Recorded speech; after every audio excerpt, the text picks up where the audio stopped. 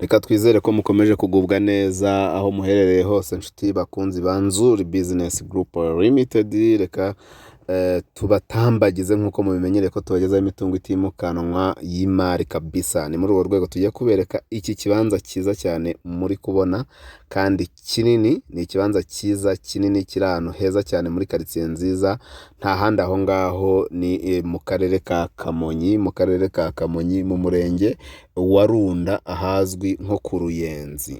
Ni ikibanza rero cyiza kiri hafi y'umuhanda wa undi w'amabuye uri aho bita mu Rugazi. Ugeze Irunda, ugeze ku Ruyenzi mu centre, wituka ukuboko kw'ibumoso ugana hari ibiro by'umurenge wa Runda muri quartier ya VIP bita mu Rugazi. Ukiva ku muhanda w'amabuye rero ugenda metero nkeya cyane zigera nko kuri 200, ugahita ugera ikibanza kiri ahantu muri quartier nziza hubatse ama etage nk'iyi ngiyi n'amakadastre bijyanye n'igihe. Iki kibanza rero kikaba gishaka miliyoni zitari nyinshi, ni miliyoni 20 zonyine kandi ziri negociable. Miliyoni 20 zonyine kandi ziganirwaho.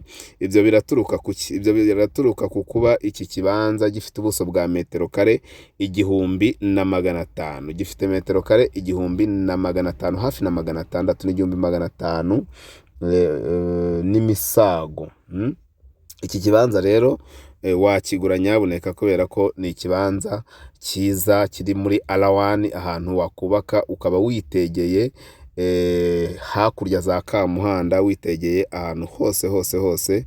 Ni ikibanza cy'imari mu by'ukuri. Kuri miliyoni zawe 20 ushaka kugura ikibanza gifite metero kare 1500, metero kare 1500. Mu by'ukuri harimo ibibanza bigera hafi kuri 5 ubaze ku kibanza cya metero kare 300, kuko murabizi mwese yuko ikibanza ari ubuso bwa metero kare 300, no kuvuga ngo ni 15 kuri 20. Rero harimo ibibanza bigera hafi kuri 5 ubaze kuri metero kare 300, hanyuma ugatunga ikibanza cyiza cyane kinini kuri miliyoni 20 zonyine kandi ziri negociable muri quartier nziza cyane nko mu Rugazi, ahantu hitegeye umujyi wose.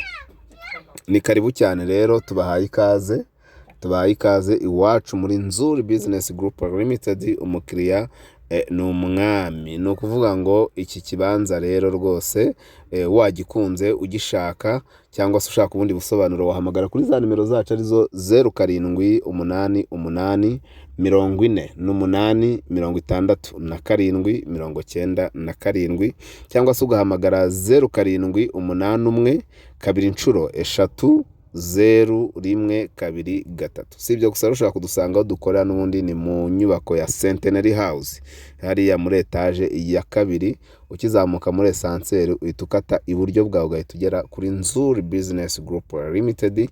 Ari nako kandi ushaka gukomeza usura imbuga nkoranyambaga zacu, Instagram, Facebook page, Twitter, hose n'ubundi twitwa Nzuri Market. Tubahaye ikaze rero iwacu muri Nzuri Business Group Limited. Umukiriya ni umwami. Wowe ugurisha cyangwa se ushaka kugura, ngo tuguhe serivisi nziza cyane utasanga ahandi hantu ahariho hose. Turabakunda cyane rero, ni karibu cyane, tubahaye ikaze. Ntabwo twareka kubibutsa nyabuneka abantu mufite ibirori, abantu mufite ubukwe, kugera muri Finest View Park. Finest View Park niho hantu honyine ushobora kubona jardin, bakaguha n'inzu yo kwambariramo cyangwa gutwikuriramo ku mafaranga make cyane, utasanga ahandi.